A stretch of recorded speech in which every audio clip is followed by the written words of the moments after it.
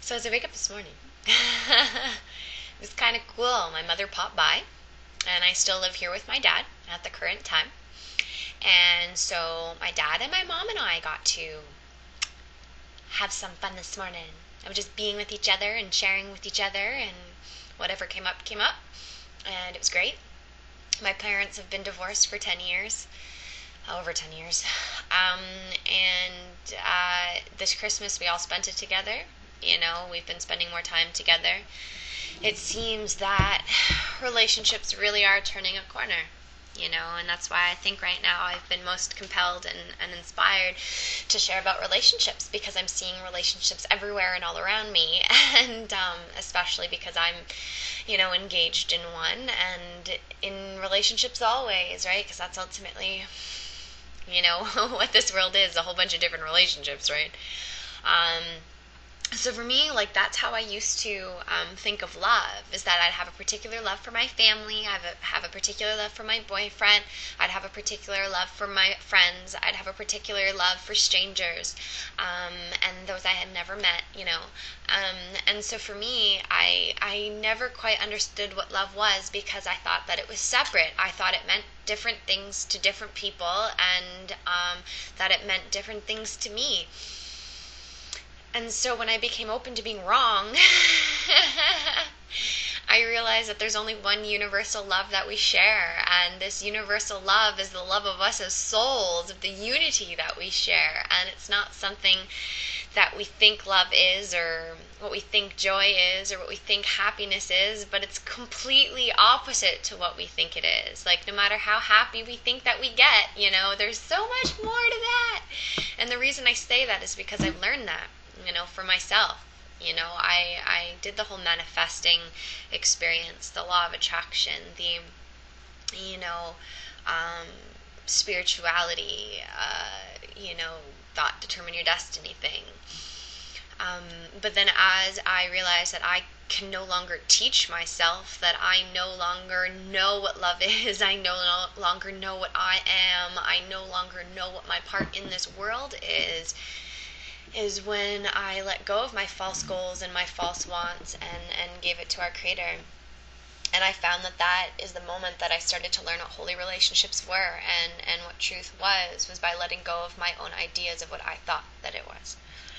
And so for me, I'm realizing that when we give all our relationships to the Holy Spirit, to God, is when they all do become holy. And the goal is set in our own minds for that to be true, for that to be the purpose, ultimately peace and equality and joy amongst the relationship.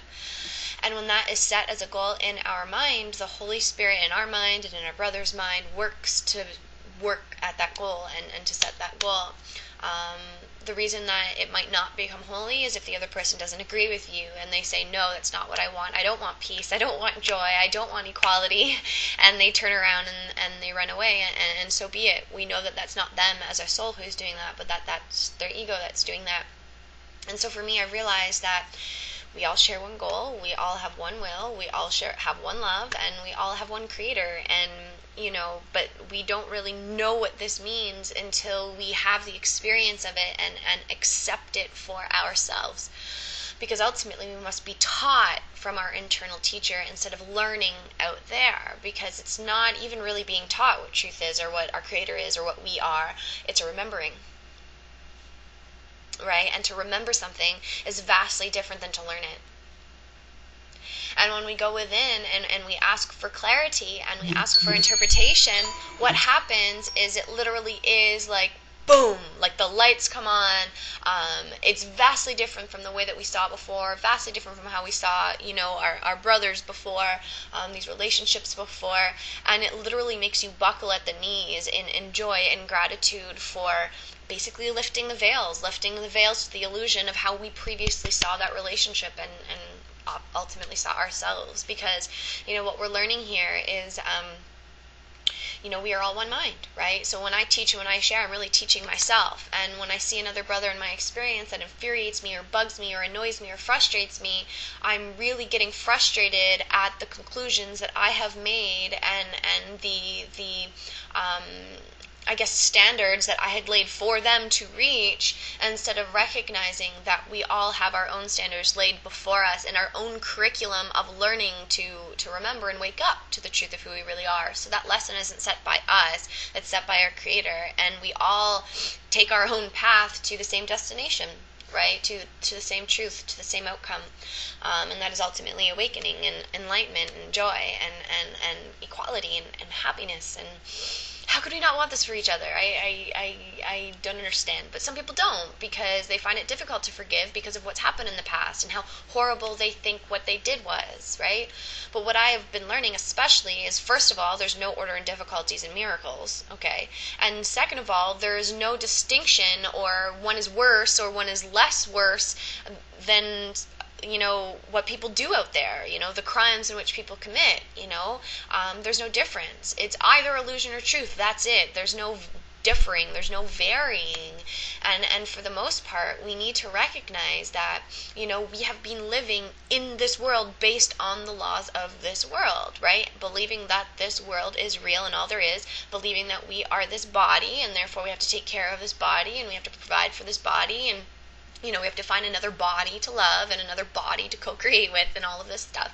Procreate, I guess, because that would be the motive, right?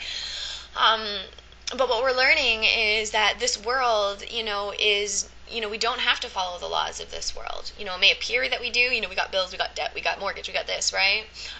It may appear that that is so, but, if those are what we have to do in this world, the means and the abundance for that will be given us when we recognize and turn against the laws of these worlds, so to speak, and open to the laws of God. And the laws of God are ultimately the golden rule: give as you would receive, right?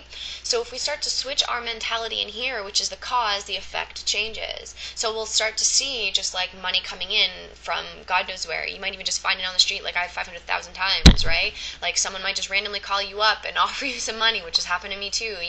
It comes in so many different ways you don't even really know. And so for us to create these barriers between us and the other person, because we have other goals in this world, we got to make more money, we got to survive, we got to go on trips, we got to do this, we got to do that, and we set our own goals for what we want, then we feel pressure to live up to those goals because they're false goals.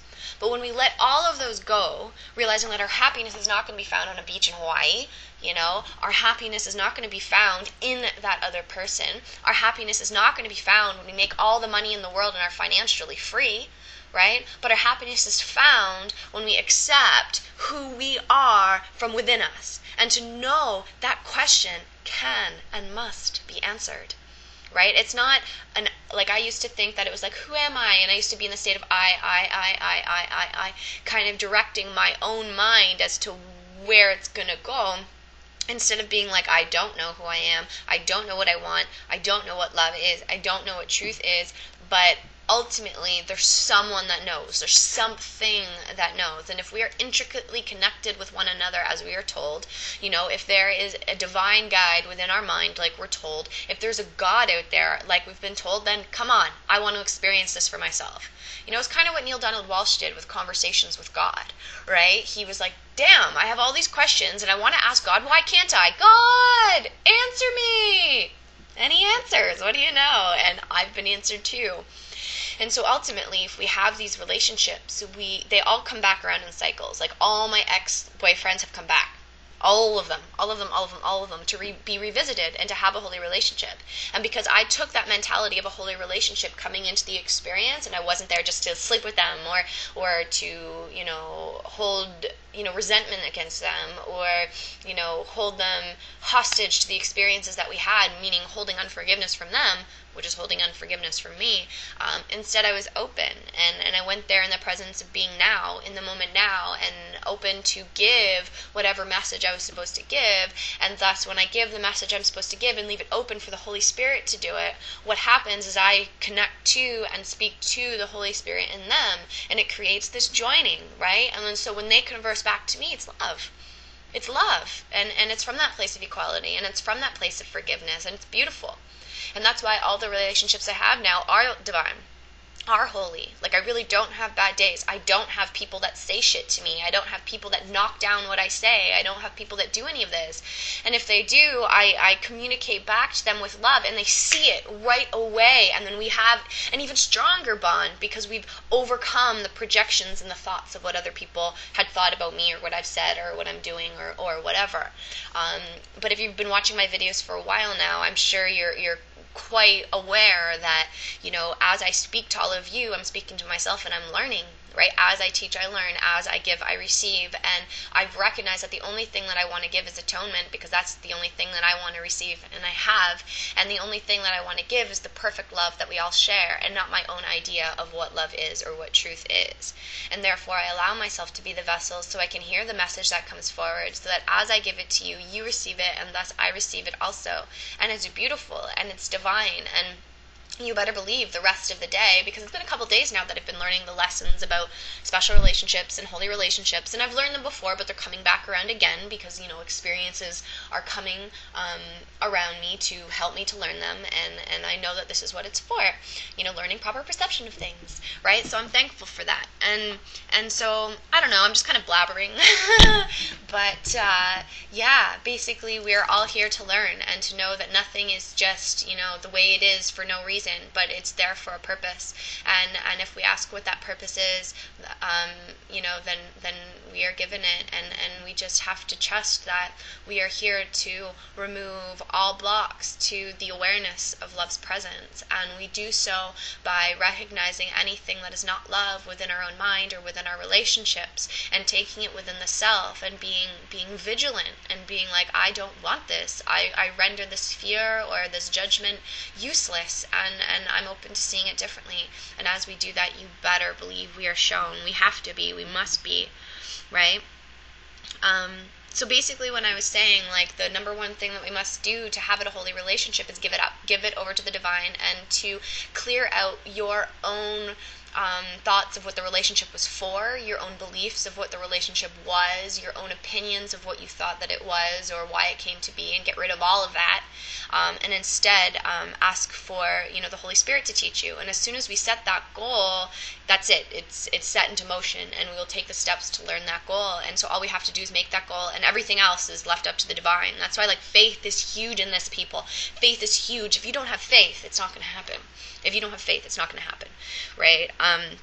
So as I kind of look down at the page here, it's kind of reading a little bit about the goal that the Holy Spirit, that we would set, right? So it's saying here, right, the setting of the Holy Spirit's goal is general. Like, basically it's equality and love. We don't really know what that means, but if that is what we set our relationship to learn, we will be taught it, okay? So the setting of the Holy Spirit's goal is general. Now we will work with you to make it specific. There are certain very specific guidelines he provides for any situation. But remember that you do not yet realize their universal application. Therefore, it is essential at this point to use them in each situation separately, until you can more safely look beyond each situation in an understanding far broader than you now possess, right?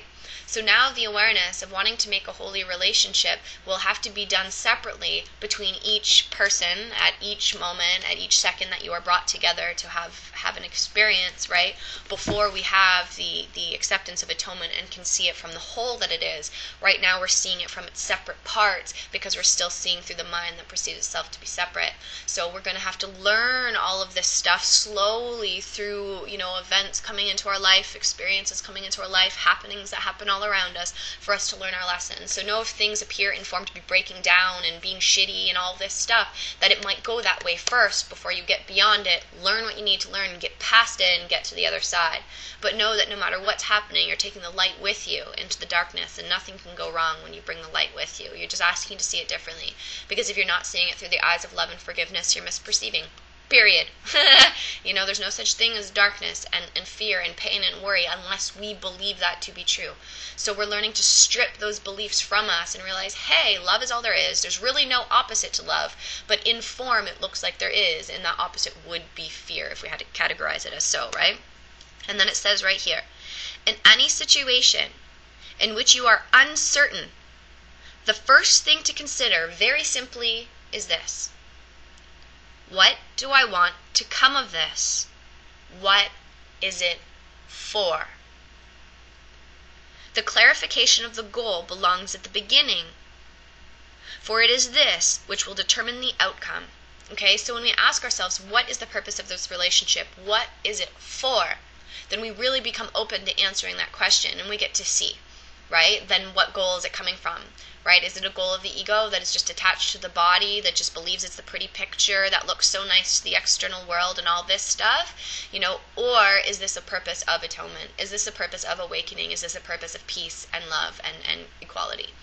Right? And we will be shown, and be honest with yourself. It's not meaning it's bad if it's like a special relationship or you're on the other side, but we're learning. This is why we're here in Earth School, right? And this is where we have our biggest lessons, is through relationships, so use it wisely. If you really want to live at peace, then you need to use your life as your backdrop for your learning.